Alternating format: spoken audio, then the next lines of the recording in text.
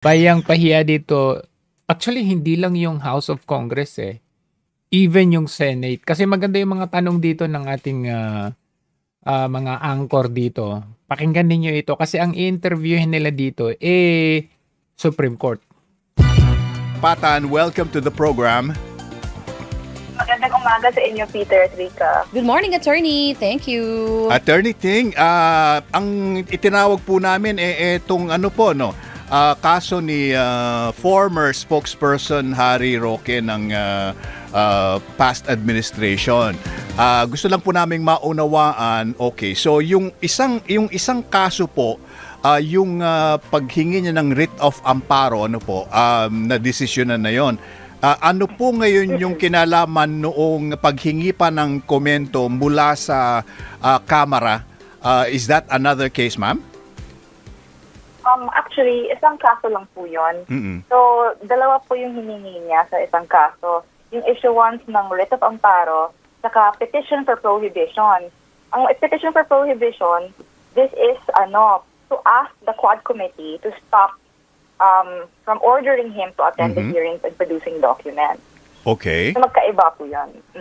It's one and the same case pero magdalawang aspeto ang tinutugunan ng Korte Suprema. Tama po yan. Okay. So, ano po yung hinihingi ng Korte Suprema sa Quad Committee or sa Kamara de Representantes na explanation? Ito po yon para sa petition for prohibition ni Atty. Roque. Kasi sinasabi ni Atty. Roque na unconstitutional yung ginagawa ng Quad Committee sa pagtawag sa kanya para mag-produce ng documents to answer questions. So ito po yung aspeto na sinasabi ng Korte Suprema, kailangan po mag-comment yung Quad Committee within 10 days from receipt of notice. Okay. So nag-comment kaya yung Quad Committee niyan? One last before I turn it over to Rica, Attorney Ting, Yes. In this particular case, meron na pong in-issue na warrant of arrest ang Quad Committee o ang Kamara as a whole laban kay Attorney Roque. Oh, ito, tingnan niyo yung question dito.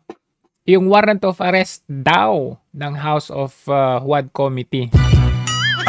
At habang siya ay nagtatago, Tignan natin kung ito ba ay makatarungan? Ito ba ay kailangang sundin o hindi? ayaw niyang magpakita, dumulog siya sa Korte Suprema sa pamamagitan ng kanyang anak, na babae. Tama po. Wala po bang kinalaman yung pagtatago niya sa kung gaano kabalido yung kanyang iniluluhog na kaso sa Korte Suprema laban sa Quadcom? Wala naman po yung effect. Parang hindi naman po yung consideration. Diyan palang pahiya na sila. Walang epekto yun. Warrant of arrest. Ito pa, yung susunod na question, yung about doon sa tinatawag siyang fugitive o pugante. Kasi ito ang magpaparealize sa atin na yung mga ginawa pala nilang pagsasabing pugante sila Kong Teves, pugante sila DJ Bantag, hindi pala ito makatarungan. Grounds para sa case niya. Okay, so it doesn't matter that Si Pastor Kibuloy, tinawag nilang pugante. Pero that's under the Supreme Court. Hindi that's under the Senate hearing. Is now a quote-unquote fugitive versus yung pong karapatan quote-unquote.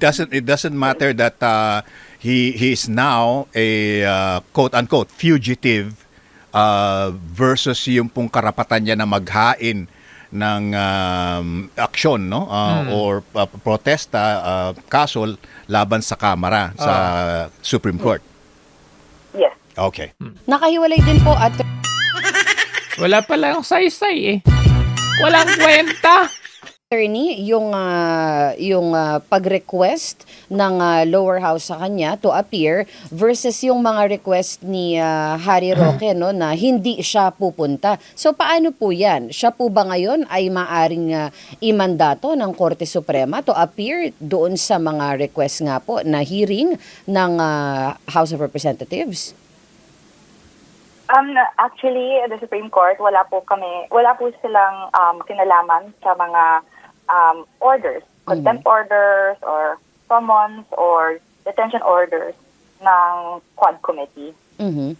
So, ibig sabihin po yung... Opo. Opo, yeah. So, hindi po ng Korte Suprema jurisdiction po yun. So, anong ibig sabihin yan? Una, sabi niya, walang pakialam ang Supreme Court. Labas po sa kanilang jurisdiction yan. Kung tinawag siyang, pangalawa, kung tinawag siyang pugante at fugitive at wanted sa House, sa WADCOM na yan, ay hindi po sa Supreme Court. Kasi ang Supreme Court, the highest court of the land. So, kung mismo ang Supreme Court ang tumawag, ito, wanted na to. Ito, yung kaso nito. Ito, fugitive ito, kailangang hulihin ninyo. Ito ang inuutos naming warrant of arrest. Doon pa lang magmamatter yung warrant of arrest. Pero yung warrant of arrest na inaano natin dito na sabi na, sumuko ka na at harapin mo ang batas. Hindi po yan yung batas. Hindi po yan batas. Malinaw, sinabi ng Supreme Court. It's out of our jurisdiction. Sa kanila po yan. Kung tinawag nyo fugitive yan, edi sila yan. I-compel si Harry Roque to attend. Kasi doon din po ako sabi, hindi namin pwede siyang pilitin na mag-attend kasi hindi po sa amin yan. Opo, no? Kung hindi naman po ito jurisdiction ng Supreme Court, bakit kinakailangan pa po nung anak niya na mag-request ng TRO from the Supreme Court if hindi naman magkahiwalay naman po yung Kamara at saka ang Supreme Court? Good question. Pero makapaglilinaw ang kasagutan ng itong si Attorney Camille Ting na ito. Sabi niya, kung wala man naman palang kinalaman ang House of Quad or WAD Committee na ito sa Supreme Court, bakit nag-request ng TRO sa Supreme Court? Oo nga naman pero ito yung sagot. Well, yung jurisdiction po ng Korte Suprema sa kasong ito is actually to determine kung meron pong grave abuse of discretion o inabuso ba ng Kongreso ang power po nila sa pag-conduct ng hearings. Ayun. Yan naman pala kasi syempre nagrereklamo si Attorney Harry Roque na sa kanyang tingin ay merong violation or power abuse of power itong WAD committee na ito. To determine po. So, will this also cover po yung mga katulad nung, or because iba nga din po yung kay Alice Go, iba rin yung kay Michael Yang, but the decision and the requests are of the same nature? Yes, they're similar po. Similar. Pati yung ginagawa nila kay Alice Go. Anong ginawa? Ano yung balita nung siya ay nawala? Pati dinamay, pati Interpol, dinamay pati ibang bansa.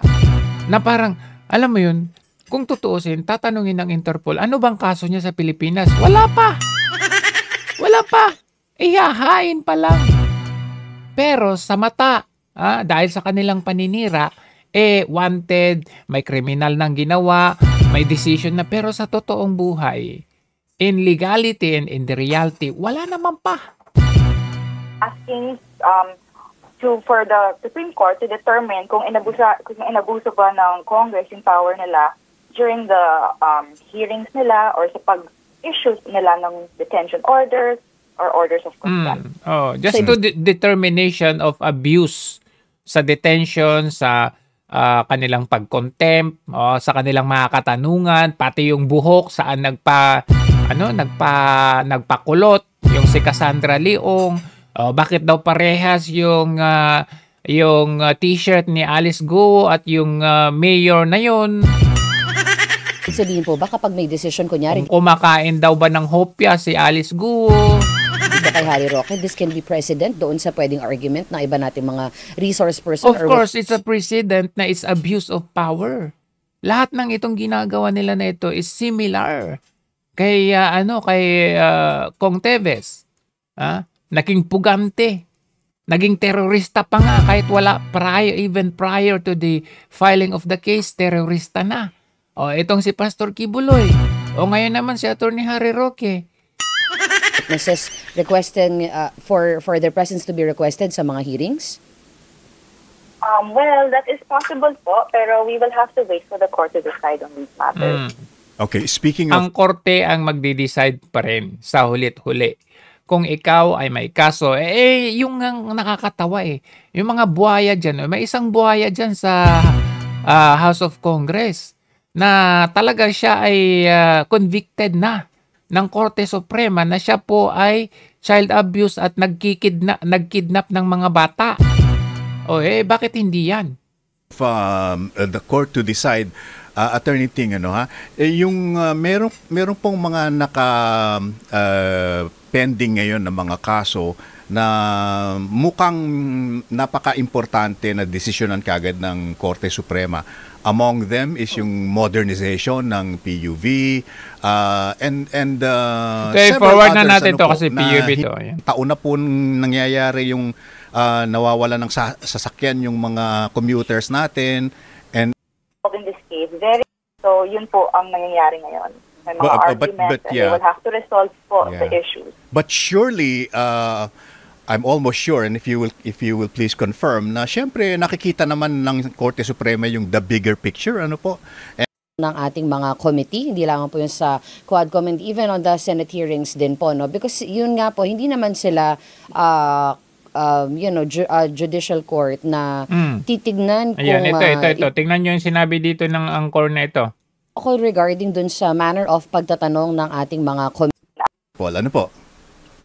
Oh yes, sir, definitely. And rest assured po sa Publicon, the court is doing its best to resolve these issues quickly and efficiently. Ito. May question din po ako regarding dun sa manner of pagtatanong ng ating mga committee, hindi lang po yun sa Quadcom and even on the Senate hearings din po, no? Because yun nga po, hindi naman sila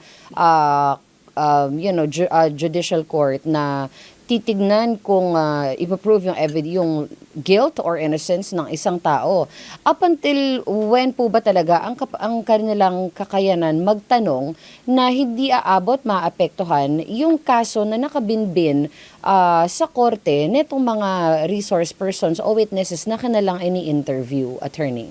Ito. Tingnan niyo yung question niya mismo ito. Hanggang saan ba yung limit? May limit ba? Hanggang saan ba itong mga katanungan? Kasi madalas itong mga hinihiring nila ngayon, merong nakabinbin na kaso na sa legal court. Pero ito, bakit nila gustong idikdik? Kaya nga pag sinabi ng mga resource person na I invoke my right for incrimination, the right to incrimination, ganito, ganyan. Tapos tatanungin pa nila, paano ka ma-incriminate sa tanong na to? Hindi ba nila alam, connected yung tanong nila doon sa na-file na nasa kaso.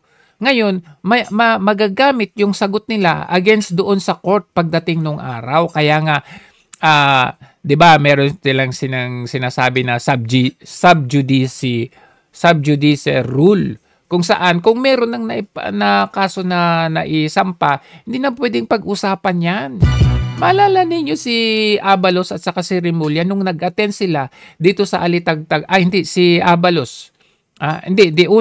Si Remulla at si Abalos nung nag-attend sila doon sa case, doon kay Digamo case. Umattend sila.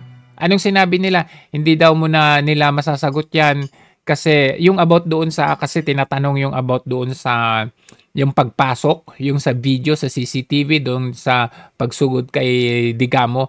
Anong sagot ni Abalos? Hindi daw muna nila sasagutin yan kasi naka-file na yung kaso sa korte. Nirespeto yun. Tapos nung next na kaso na naman, pina-attend si Abalos doon sa Alitagtag case. Maalala niyo yung Alitagtag na the biggest drug haul. Ganito, ganyan. Anong sabi ni Abalos? Hindi daw nila pwedeng pag-usapan kasi naka-file na, nakabinbin na, may kaso na sa korte. Walang update. Una, walang update. Pangalawa, pag yun hindi na kini-question, sige, nire-respeto nila.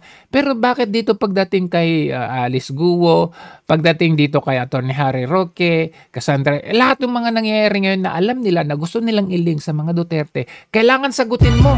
Kahit ito nakapatong na ay naka-file na sa korte.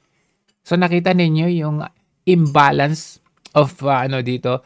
Ang masaklap pa dito, ginagamit nila na parang korte yung kanilang hearing na yan. Hindi naman sila korte talaga. So, yun yung tanong nito, which hindi nasagot ni attorney dahil, syempre, baka magagamit din against sa kanya yan. Tingnan natin sagot.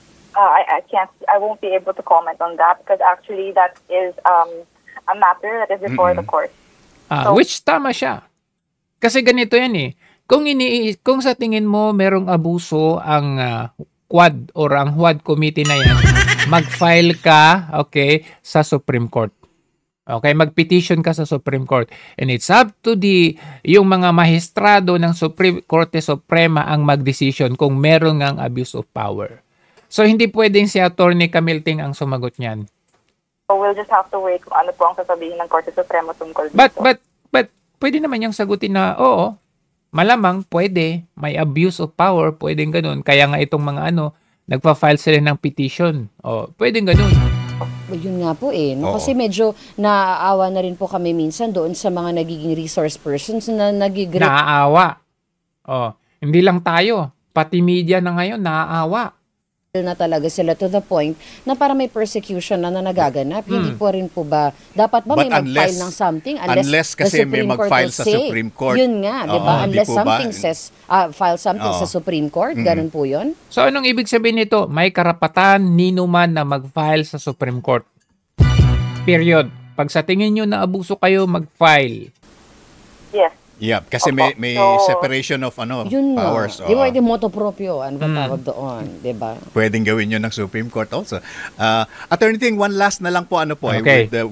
Yun lang ang ang gusto kong i-imply diyan. Kasi sabi kasi dito dito sa interview dito kay Dan Ivana Fernandez. Sabi niya, pertaining to Attorney Harry Roque, sabi niya, the PNP is now fully engaged in the manhunt for Attorney Harry Roque. Sabi niya, and we are coordinating closely with the National Capital Region Office and Criminal Investigation and Detection Group to ensure his swift apprehension. Sabi niya. Okay? So, kahit pala ganito, according sa Korte Suprema, hindi naman ibig sabihin na ito kasi lumalabas, ginagamit na dito yung kapulisyahan eh.